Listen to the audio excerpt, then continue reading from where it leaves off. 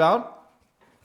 So we've so far had two tour matches, two different answers, I suppose, in terms of where the teams are, but and two very different occasions, and where the last night definitely played its part. But Friday, All Blacks 38, Stormers 21, level at 14-14. I think it's 66 minutes or 67 minutes.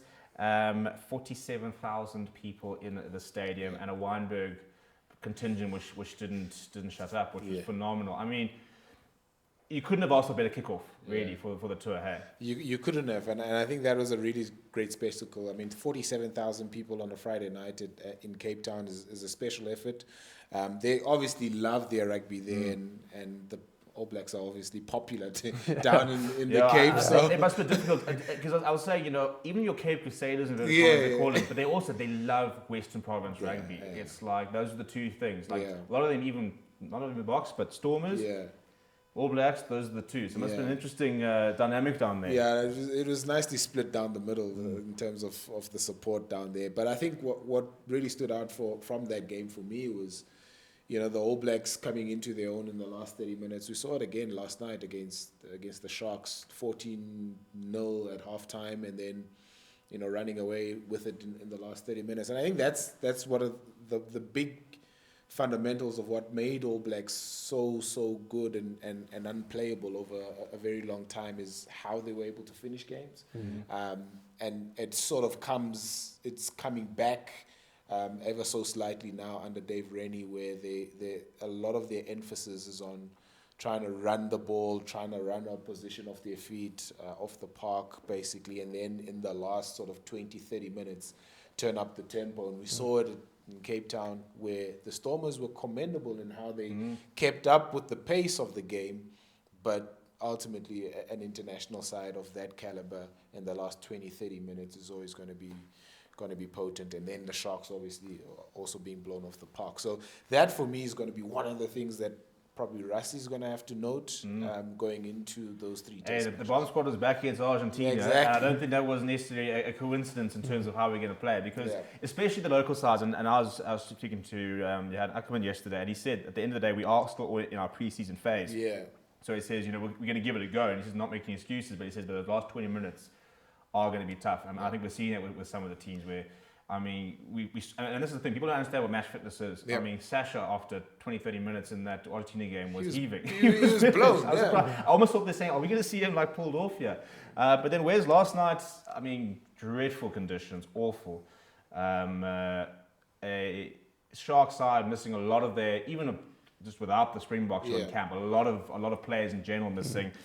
Bit of a down, I suppose, from Friday night, but I think also sort of showed you the reality of the levels to the game, that the Stormers had a 50-50 combination in terms of some Currie Cup players, but still some URC players. Last night, Sharks didn't have many URC players.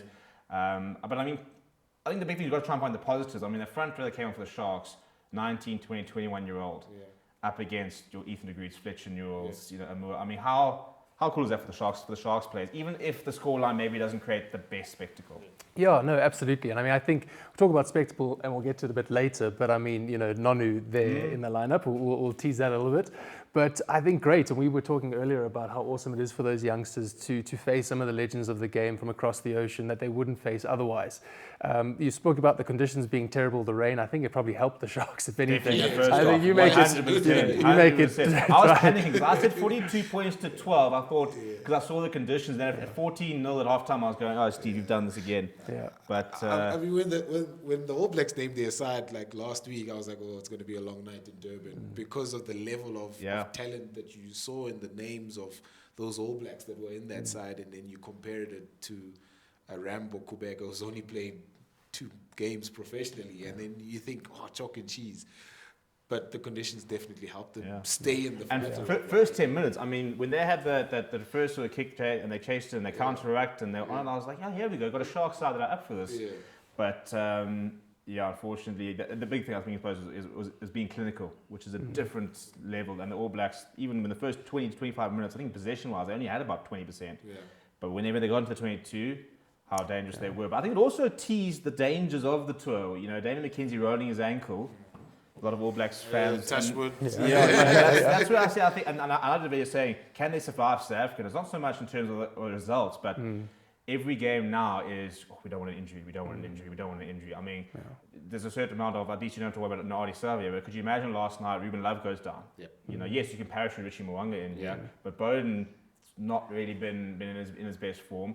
And Damien now rolling his ankle. It's an interesting subplot where every single time, yes, but you got to find the balance, because you can't just wrap these people in cotton wool and not play any rugby before the first test. No, and you can't go with that mindset. I mean, I've only had, luckily, throughout my career, although quite short and low level, 1 or 2 serious injuries, and both of them have been me not going in at full because I was mentally worried about an injury. I had a big game coming up. I didn't want to get injured in this game. So you think, I'm not going to play as hard, and both times got an injury. So, I think mentally these guys have to go in and play full tilt, otherwise they will open themselves up to those injuries. Yeah, I mean, if you lose already, you've lost 2 players on tour. It takes a bit of a strain on you in terms of, do you mentally go in hard during the tour games, and knowing that there's test spots up for grabs in the first, second, third tests. So it's an interesting sort of battle for the All Blacks in that squad.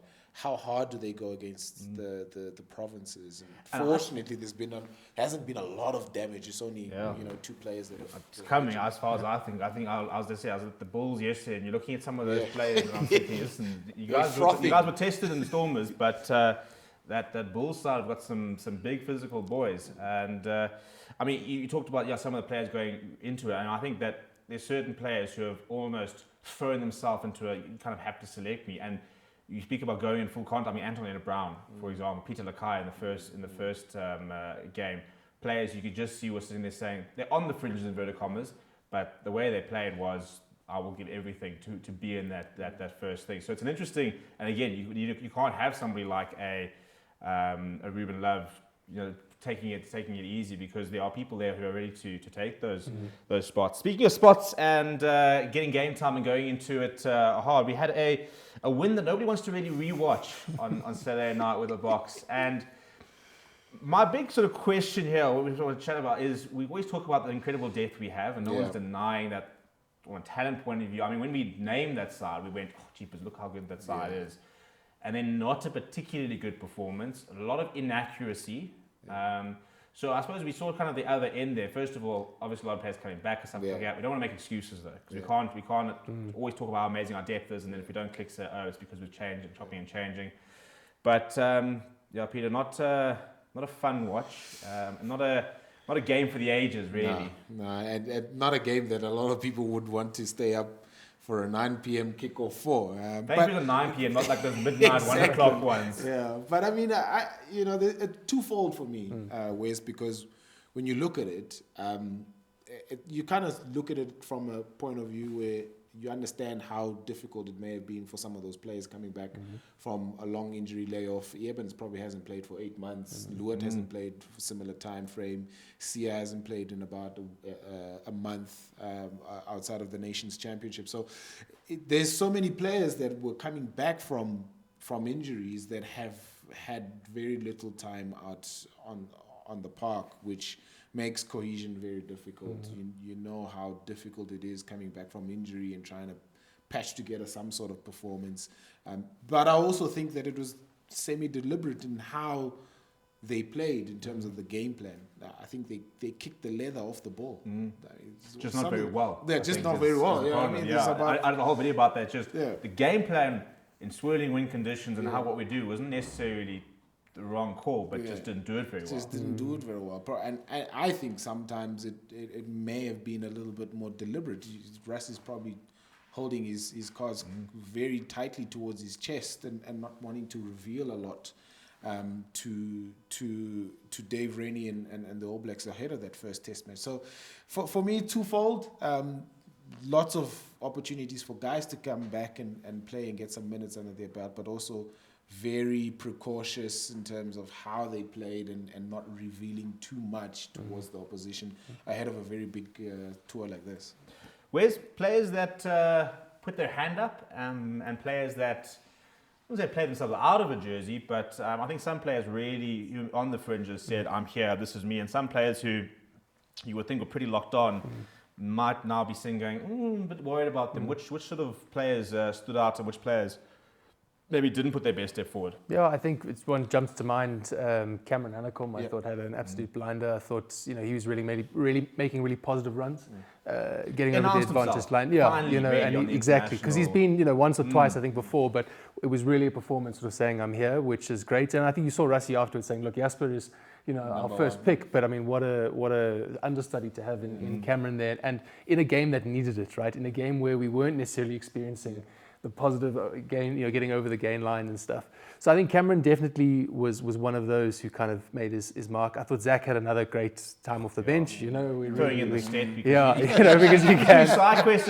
Even at 20 years old, you do side quests. You're like, throw an English prop over, tick, side step in Argentina, tick. No, exactly. I think it's a wine book thing now. Yeah. It's a wine book thing. There's no way he gets the invitation to the tight head of the month club. Nah. They're seen to say, you're not one of us. Nah, you go away. You got Wilco Carlusardi with a bottle of brandy in between. Zach's rocking up with a cocktail and they're saying, go away. They go away. That's exactly it.